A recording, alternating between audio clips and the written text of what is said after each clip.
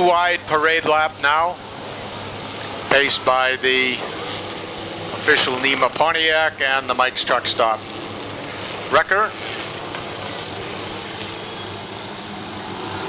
And now, in spite of everything else, the show is going to go on, so we'd like to do the NEMA salute to the fans this time by. And I'd like to have the fans salute the drivers. As you heard, the drivers come from all over the New England, New York area. And they'd like to know that you're glad they came here to put on this show. So as the drivers come by in their 4-wide parade order, how about a big wave from everybody here in the 4th turn as they come out?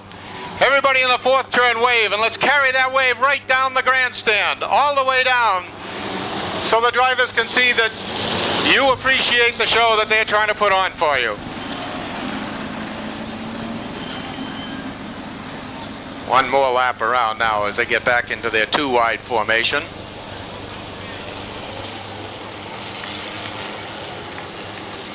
And now we're going to impose upon you just one more minute, one more lap, as the field is taking one more lap around with the pace, the pole position open in memory of Brian Caruso.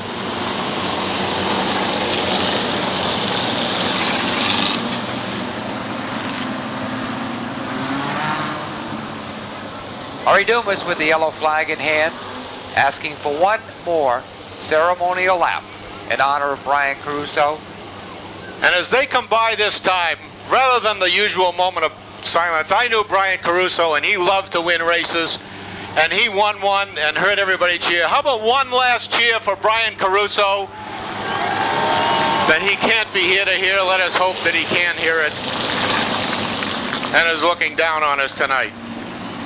As his friends and fellow competitors get ready to go at it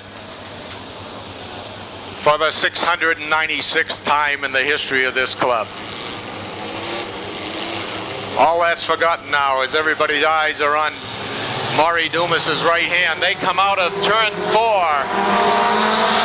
Pedal down, bang together right on the start. 2 cars together into the fence, but everybody's okay. We got one inside, 2 outside, guys going through the water.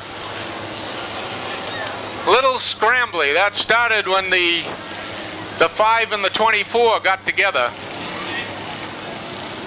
Keep us posted. Murray Dumas says we're ready to go once again. Babe Shaw and Mike Favulli lead him through turn 4. The green's out. Shaw gets the initial jump. Favulli's way on the outside, ducks down on the inside, takes the lead.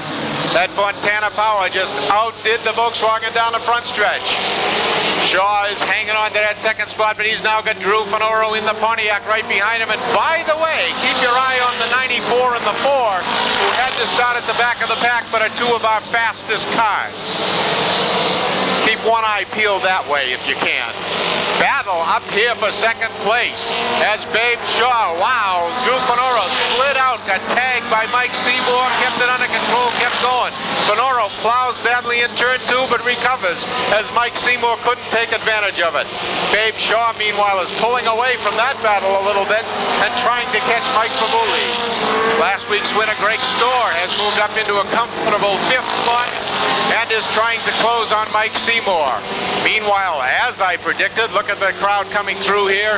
Bobby Seymour and Johnny Coy Jr. have worked their way through the whole pack of back markers and are catching up on John Mkhitaryan, who, by the way, is the brother-in-law of the Seymour brothers.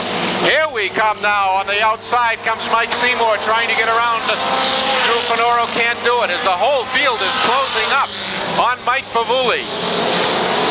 Babe Shaw still hangs on to that second spot, but just barely. He's slowing Drew Finoro down. Mike Seymour wants to go faster, can't quite hang on to that outside spot.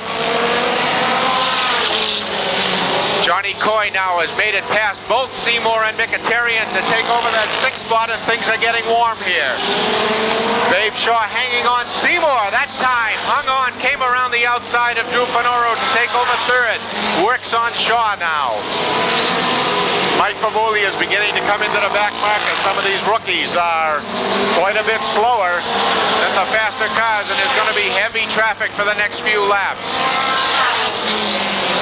Favulli keeps that 5-car length lead. Seymour tries the inside of Shaw, but gets hung up by the lap car, has to move back to the outside. But as this group slows down, here comes Greg Storr in 5th catching up.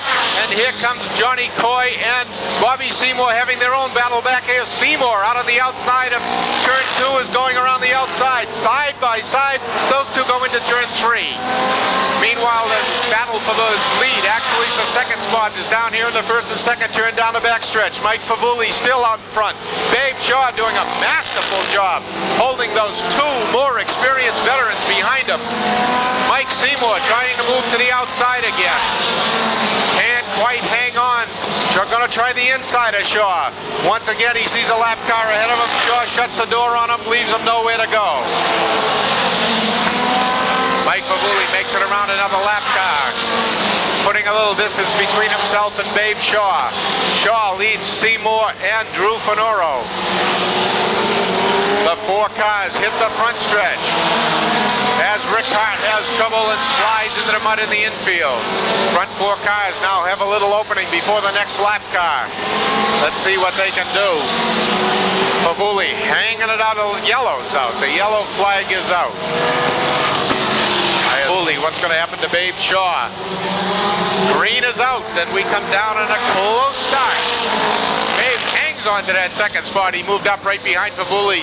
Drew Finoro now took advantage, though, to take over third and now second, as Drew Finoro made the big move on that start. Bobby Seymour tried but couldn't do it as they were running too wide in front of him. Now Drew Finoro is all over Mike Favulli up in front. Fontana and Pontiac. Favulli is able to drive into the corners just a little bit further, but Finoro has more power and catches them down the straights. Bobby Seymour now has made it around the outside of Greg Storr and is after his brother Mike. Battle up front, Favulli and Finoro, as Bobby Seymour has now made it around Mike into 4th and is taking off after his good friend Babe Shaw. Down into turn 3, Seymour is hanging onto that outside, digs his fingernails into the corner and makes it. Has that 3rd spot at the line. One more turn though to complete the pass. Coming down the backstretch, he'll have 3rd spot.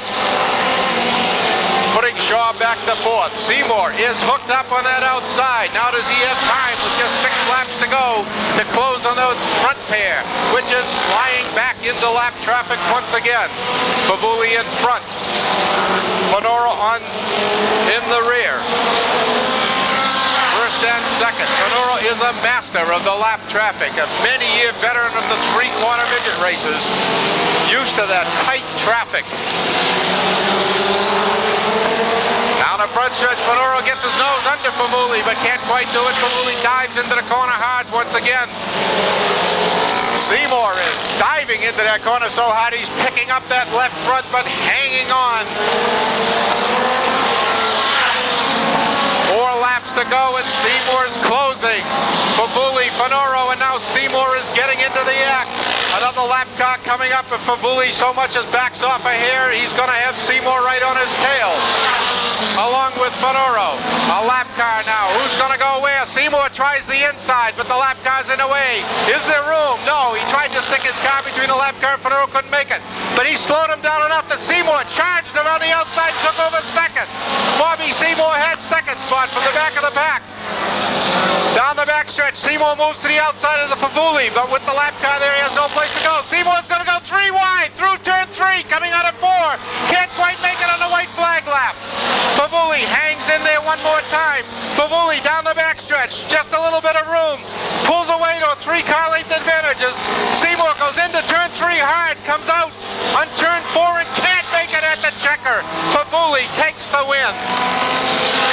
Almost made it from last to first. He did make it from last to second. What a drive by Bobby Seymour, and what a drive by Mike Favulli to first hold off one of the great short track experts of all time, and then to hold off a guy with a car sticking well enough to make it all the way from the back of the pack.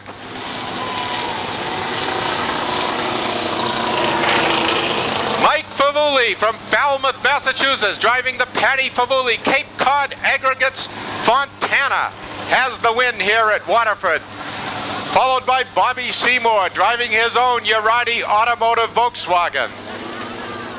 Pushed back to third spot right at the end was Drew Finoro in Gene Angelillo's Skoll Extramart Pontiac.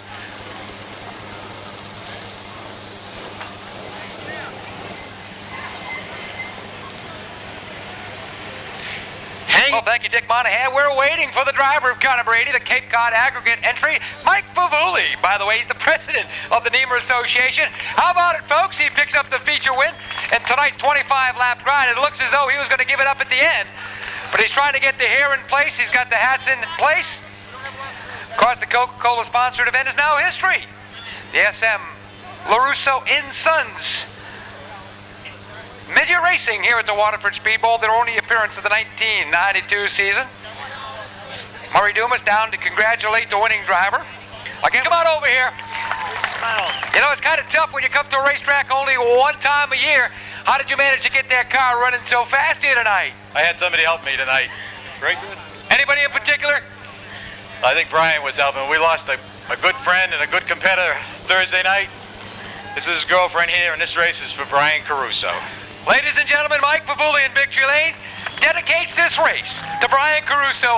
Untimely lost his life on Thursday night in a traffic accident back in his home state of Massachusetts.